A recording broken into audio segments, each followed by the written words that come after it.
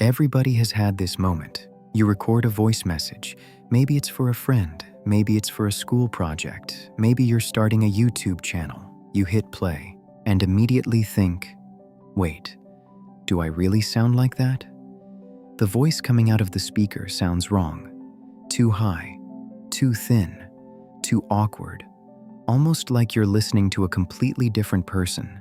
But then something strange happens. Everyone else says the recording sounds normal. In fact, they say that's exactly what you sound like. So who's right? The voice you've heard your entire life, or the voice everyone else hears? And more importantly, why do almost all of us hate hearing our own voice? The answer begins inside your skull. Think about the last time you spoke. Right now, as you're listening to this video, your brain has a very specific idea of what your voice sounds like. But here's the weird part.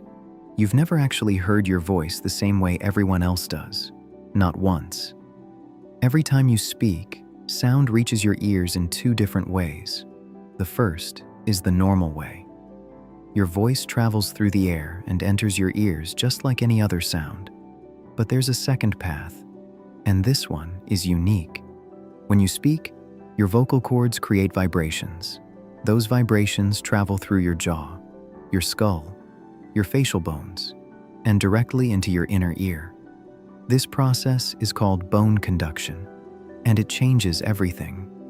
Imagine listening to music through a speaker. Now imagine pressing that speaker directly against your head. The sound would feel different, deeper, stronger, more resonant. That's essentially what happens every time you talk. Your skull acts like a built-in audio system, and it boosts lower frequencies.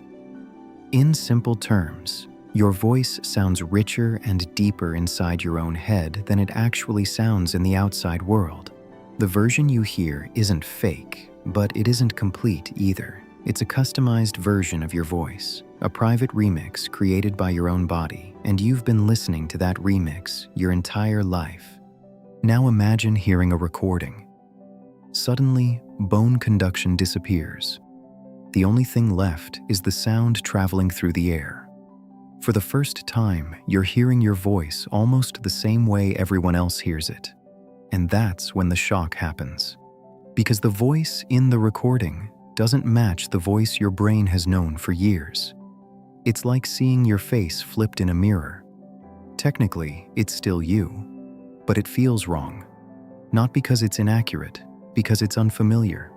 This actually reveals something fascinating about the human brain. Your brain doesn't care about what's objectively correct. It cares about what's familiar. Psychologists call this the mere exposure effect. The more often we experience something, the more we tend to prefer it. That's why people often prefer the side of their face they see in the mirror every day. It's why certain songs grow on us after repeated listens. And it's why your own voice sounds better inside your head.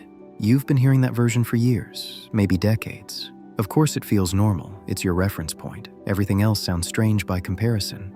But here's something even stranger. Most people assume their recorded voice sounds terrible. Yet when researchers ask other people to listen, they usually don't agree. The listeners often hear nothing unusual at all, because they aren't comparing the recording to the version inside your head. They're simply hearing the voice they've always known. To them, nothing changed. The only person experiencing the shock is you, which means the problem isn't necessarily your voice. It's the comparison. You're comparing two different versions of yourself, and one of them has had a lifetime head start. This explains something many new creators experience. The first time someone starts making videos, podcasts, or voiceovers, they often hate the sound of their own voice. Some quit immediately. Others spend hours trying to change how they speak. They lower their pitch. They force a different accent. They imitate other creators, anything to escape the discomfort. But over time, something interesting happens. The discomfort fades, not because their voice changed, because their brain adapted. After enough recordings, the recorded version becomes familiar. The shock disappears. The same voice that once sounded embarrassing starts sounding normal.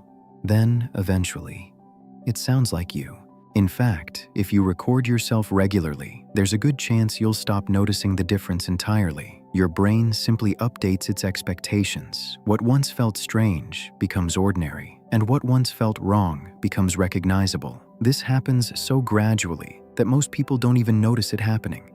One day they suddenly realize, I don't hate hearing my voice anymore. Not because they fixed anything, because their brain finally accepted reality.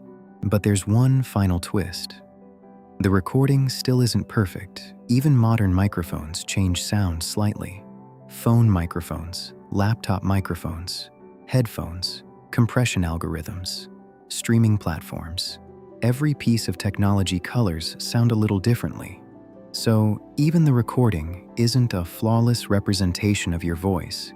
It's just much closer to what other people hear than the version inside your head. Which means neither version is completely wrong. One is filtered through your bones. The other is filtered through technology.